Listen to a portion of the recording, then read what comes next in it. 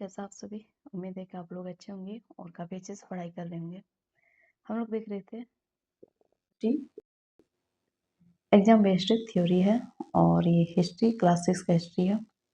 MCQ questions practice है और ये जेटेड एस्टेट सीटेड बीपीएससी ये सब के लिए लाभकारी होगी। ठीक है, तो ये जेसीईआरटी बुक से लिया गया थ्योरी है, लेकिन कुछ कुछ पॉइंट्स जो है ना ये सारे एग्जाम में आते हैं, इसलिए इसी को ध्यान में रखते हुए मैंने इसको कवर किया। ये अध्याय 10 है, राजनीतिक विकास। मौर्य साम्राज्य के पतन के बाद कुषाणों एवं सातवाहनों ने उत्तर एवं दक्षिण भारत तक ही सीमित रहे।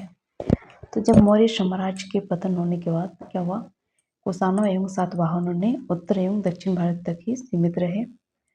और क्या हुआ, इस राजनीतिक जो विघटन है इसका सामना करने के लिए मुख्य रूप से 3 नए राजवंशों का उदय हुआ। ठीक है, तो इसमें कौन कौन सा राजवंश है? पहला है मध्य प्रदेश के पश्चिमी भाग में नागशक्ति, दक्कन में वाकाटक, पूर्वी भारत में गुप्त वंश। ठीक है, तो मध्य प्रदेश के पश्चिमी भाग में नागशक्ति है, दक्कन में वाकाटक है, पूर्वी भारत में गुप्त वंश है। इस प्रकार से 3 प्रकार के जो राज्य हैं ये 3 प्रकार के राजवंशों का उदय हुआ ना।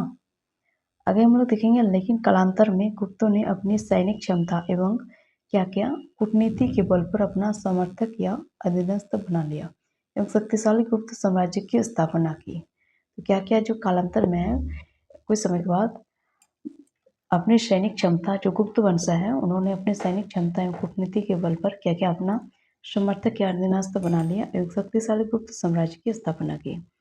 गुप्त वंश का शासन अत्यंत विख्यात है। जो गुप्त वंश का शासक है वो अत्यंत क्या है, विख्यात है। ठीक है, अनेक विद्वानों ने इस वंश के शासन को क्या कहा है, भारतीय पुनर्जागरण या स्वर्ण युग कहा है। ठीक है, तो अनेक विद्वानों ने इस वंश के शासन को क्या नाम दिया, पुनर्जागरण या स्वर्ण युग, भारतीय पुनर्जागरण या स्वर्ण युग का काल माना जाता है। ठीक है, गुप्त वंश शासकों ने मौर्यों के पश्चात सातवाहनों और कुषाणों के अतिरिक्त पूर्ण भारत में एकता स्थापित करने का प्रयत्न किया। ठीक है, तो गुप्त वंश है जो ना ये मौर्यों के पश्चात, मौर्यों के बाद में क्या किया, सातवाहनों और कुषाणों के अतिरिक्त पूर्ण भारत में एकता स्थापित करने का प्रयत्न किया। अब देखेंगे समुद्रगुप्त के बारे में। तो समुद्रगुप्त एक महान विजेता और पराक्रमी था। तो जो समुद्रगुप्त है ना ये महान विजेता और पराक्रमी था। Samudragupta was a great conqueror and mighty. इसे भारत का नेपोलियन कहा जाता था। तो जो समुद्रगुप्त है इसको भारत के नेपोलियन से इसकी तुलना की जाती थी। ठीक है, इनको भारत का नेपोलियन कहा जाता था। ही वॉज कॉल्ड द नेपोलियन, इसको क्या कहा जाता था, नेपोलियन। हरिसेन की पर्याप्त प्रस्तुति से समुद्रगुप्त के पूर्ण कार्यकलाप का विवरण है। तो जो हरिसेन का पर्याप्त परिस्थिति है तो उसमें समुद्रगुप्त के पूर्ण कार्यकाल का वर्णन है। ठीक है, आगे हम लोग देखेंगे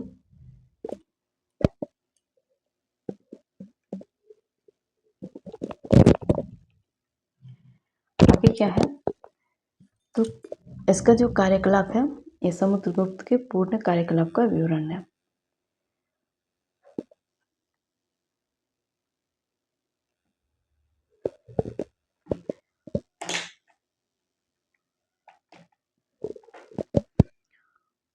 फिर क्या है, समुद्रगुप्त को महान योद्धा, विद्वान एवं कवि के रूप में प्रशंसा की गई है। समुद्रगुप्त ने साम्राज्य की स्थापना के अतिरिक्त प्रशासनिक व्यवस्था का भी कार्य कर पूरे साम्राज्य में क्या किया है, सुख एवं शांति का राज्य स्थापित किया। ठीक है, Samudragupta is a praised as a great warrior, scholar and poet. Besides establishing a vast empire he efficiently manage the administration, establishing a state of happiness and peace throughout the entire empire. ठीक है, समुद्रगुप्त द्वितीय समुद्रगुप्त के बाद गुप्त वंश का सबसे श्रेष्ठ शासक चंद्रगुप्त द्वितीय को माना जाता। तो चंद्रगुप्त द्वितीय, अब देखेंगे चंद्रगुप्त द्वितीय, समुद्रगुप्त के बाद क्या हुआ, गुप्त वंश का सबसे श्रेष्ठ शासक चंद्रगुप्त द्वितीय को माना जाता है और इसे विक्रमादित्य की उपाधि धारण की है। तो इनको क्या, कौन सी उपाधि, विक्रमादित्य की उपाधि इनको मिला, ठीक है, चंद्रगुप्त द्वितीय को। चंद्रगुप्त द्वितीय ने अपने साम्राज्य का विस्तार सैन्य अभियान और वैवाहिक संबंध बनाकर किया और एक वीर योद्धा, साम्राज्य निर्माता, कुशल प्रशासक एवं निपुण कूटनीति के रूप में प्रसिद्ध है। महाकवि, जो महाकवि कालिदास है, उनके चंद्रगुप्त द्वितीय के दरबारी कवि थे। तो महाकवि कालिदास चंद्रगुप्त द्वितीय के क्या कहते हैं, दरबारी कवि थे ना। तो Chandragupta second considered the greatest ruler of the Gupta dynasty after Samudragupta, assumed the title of Vikramaditya, उसको विक्रमादित्य का टाइटल मिला, टाइटल लिया था, और he expanded his empire through military campaign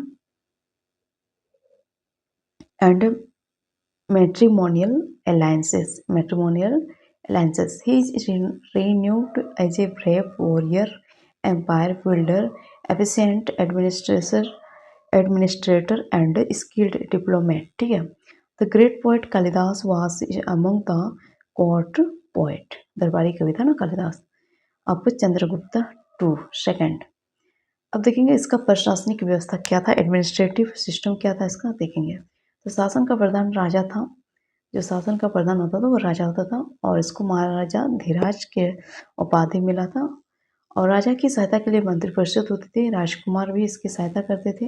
मंत्रियों को वेतन नगद दिया जाता था। राज्य की शासन व्यवस्था कई स्तर पर संचालित होती थी। The king was the head of the administration, he was called Maharaja Dhiraj, ठीक है, king of kings. There was a council of ministers to assist the king, and princes also helped him. The ministers were paid in cash. The state administration was operated at multiple levels. ठीक है। अब देखेंगे प्रांत जो है ना, देश, अवनी या भुक्ति के शासन को उपरी किया कहा जाता है। ज्यादातर वह परिक्रमा अथवा राज परिवार से संबंधित व्यक्ति थे। गुप्त काल में भूमि का उपज का लगभग 1/6 भाग था, ठीक है। The ruler of a province, देश, अवनी और Bhukti, was called Uparika. Mostly they were individuals related to the royal family, ठीक है। During the Gupta period land tax was approximately 1/6 of the produce, ठीक है, प्रोड्यूस, ओके। तो नालंदा विश्वविद्यालय के बारे में देखेंगे। नालंदा यूनिवर्सिटी, प्राचीन भारत में शिक्षा केंद्र में नालंदा विश्वविद्यालय महत्वपूर्ण स्थान रखता है, और यह दक्षिण बिहार में राजगढ़, वर्तमान राजगीर में स्थित है। और इसका जो स्थापना है ना, गुप्त शासक कुमार गुप्त ने की थी। इस अंतर्राष्ट्रीय ख्याति प्राप्त विश्वविद्यालय में कहाँ कहाँ से पढ़ने आते थे लोग, भारत, जावा, चीन, तिब्बत, लंका एवं कोरिया के विद्यार्थी विद्या ग्रहण करते थे।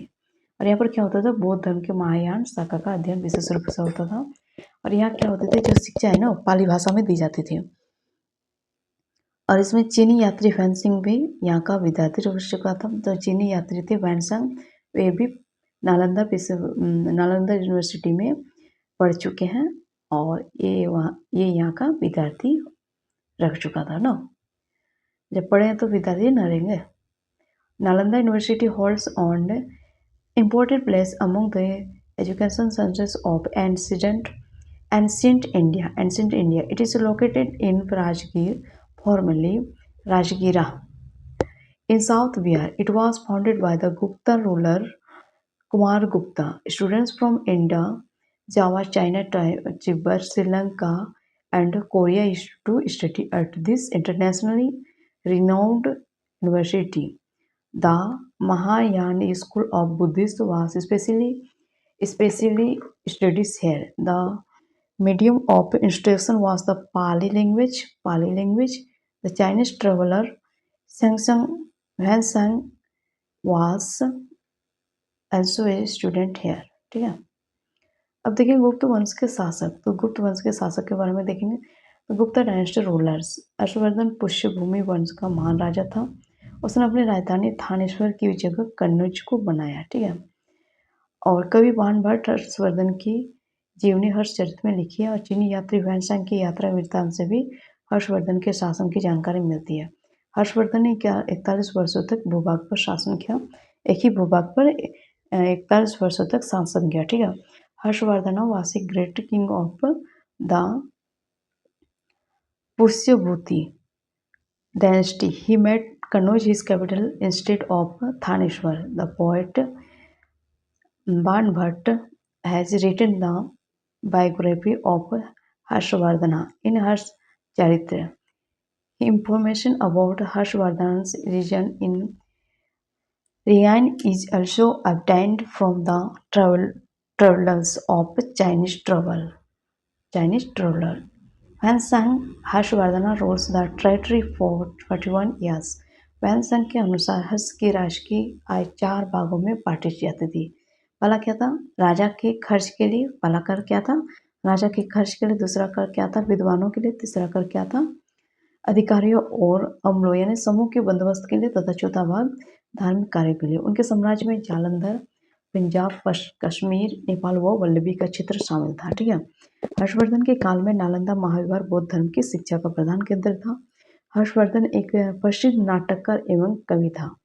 नागानंद, नरनावली एवं वीरदर्शिका नामक नाटकों की रचना की। हर्षवर्धन दक्षिण भारत में अपना साम्राज्य विस्तार नहीं कर सका था, लेकिन क्या हुआ? चालुक्य नरेश को पुलकेशिन द्वितीय से नर्मदा नदी के तट पर उसका क्या हुआ? युद्ध हुआ और इसमें हर्षवर्धन की हार भी थी। ठीक है। According to Yuan Sang, Harsh's state income was divided into 4 parts. The first part of the king's expenses, the second part of the part for explorers, the third part of the down payment of officials and servants, and the fourth part of religious activities. His empire include the religions of Jalandhar, Punjab, Kashmir, Nepal, and Vallabhi. During Harshvardhana's regime, Nalanda Mahavira was the main center of education of Buddhism. ठीक है। Harshvardhana was a famous playwright and poet. The poet who composed plays named Nagananda, Ratnavali, and Veerdarsika. Harshvardhana could not expand his empire into South India. He fought a war with the Chalukya king Pulkeshi II on the banks of the Narmada, in which Harshvardhana was defeated. Okay. प्रशासनिक व्यवस्था के बारे में देखेंगे। इसके बारे में हर्षवर्धन की प्रशासनिक व्यवस्था, एडमिनिस्ट्रेटिव सिस्टम। ठीक है। Administrative system.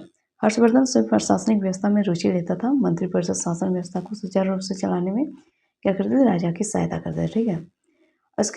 इसके साथ में बाण भट्ट के जो चलने के राजा सहायता करते थे। फिर बाण भट्ट के अनुसार अवंती युद्ध एवं शांति का सर्वोच्च मंत्री था। सिंहनाथ वर्ष का समान सेनापति हर्ष के समय में अधिकारियों को वेतन दिया जाता था और नकड़वार जाकर के रूप में दिया जाता था। राजस्व के स्रोत में 3 प्रकार की करों का उल्लेख मिलता है।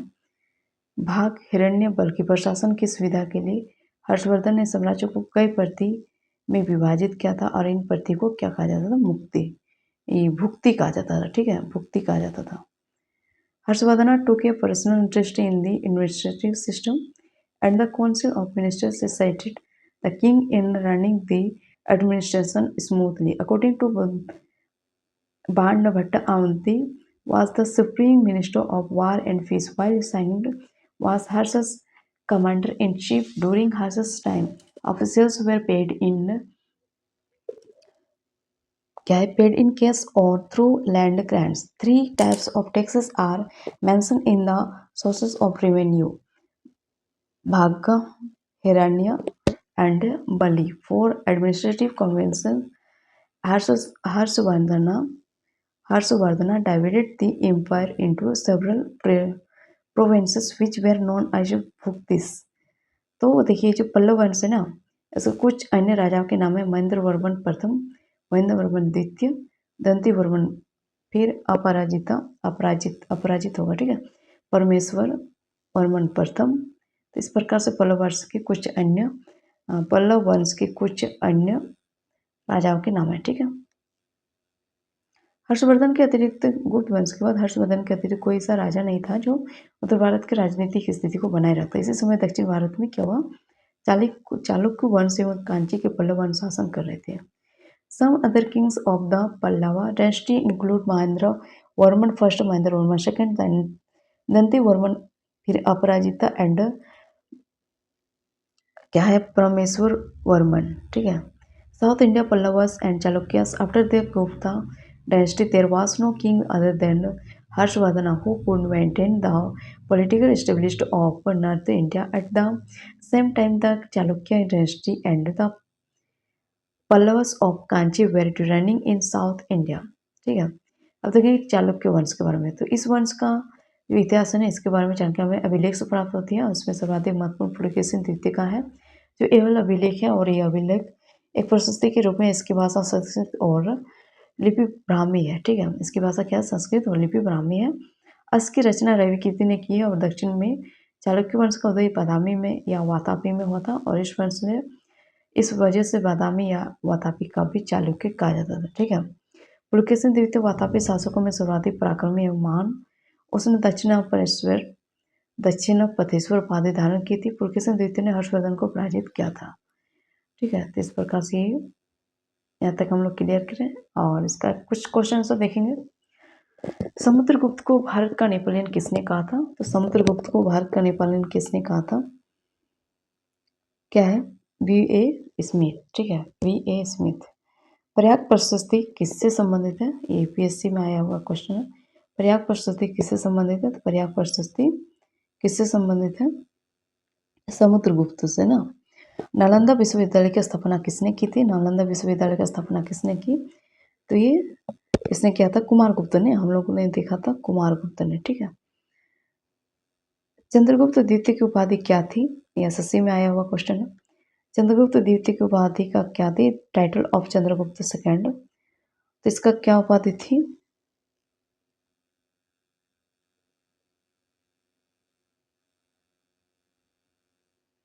तो इसका उपाधि क्या मिला था? विक्रमादित्य। ठीक है। हर्षचरित किसकी रचना है? हर्षचरित किसकी रचना है? तो हम लोग बार बार इसको पढ़े, बाणभट्ट ना। हर्षचरित की रचना Banabhatta. Harshacharitra was written by Banabhatta. Hiuen Tsang किस देश से आया था? वैनसंग किस देश से आया था? हम लोग को जहाँ सिंग सांग होता है वो तो चाइनीज होता ही है। ठीक है। तो वैनसंग बिलोंग्स टू चाइना। गुप्त काल को क्या कहा जाता है? गुप्त काल को क्या कहा जाता है? तो Gupta period is known as golden as.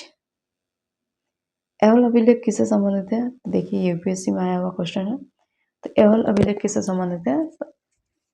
In एवल inscription is related to, तो किससे संबंधित है? पुलकेशिन से संबंधित है ना। पुलकेशिन सेकंड। गुप्त काल में भूमि कर कितना था? स्टेट एग्जाम के लिए है, ये स्टेट एग्जाम में आया हुआ है। तो गुप्त काल में भूमि कर का 1/6। Land revenue in Gupta period 1/6। Kalidas किसके दरबार में थे? तो कालिदास किसके के दरबार में था? ये एसएससी में आया है। Kalidas was in the court of किसके दरबार में? चंद्रगुप्त सेकंड। सॉरी, हाँ चंद्रगुप्त सेकंड है। हर्षवर्धन की राजधानी क्या थी? कैपिटल ऑफ हर्ष तो क्या थी? कनुज था ना। वन लाइनर क्वेश्चन है ये। पुलकेशिन सेकंड किस वंश से था? Pulakeshin second belong to Chalukya dynasty. Nalanda कहाँ स्थित है? Nalanda is located in Bihar.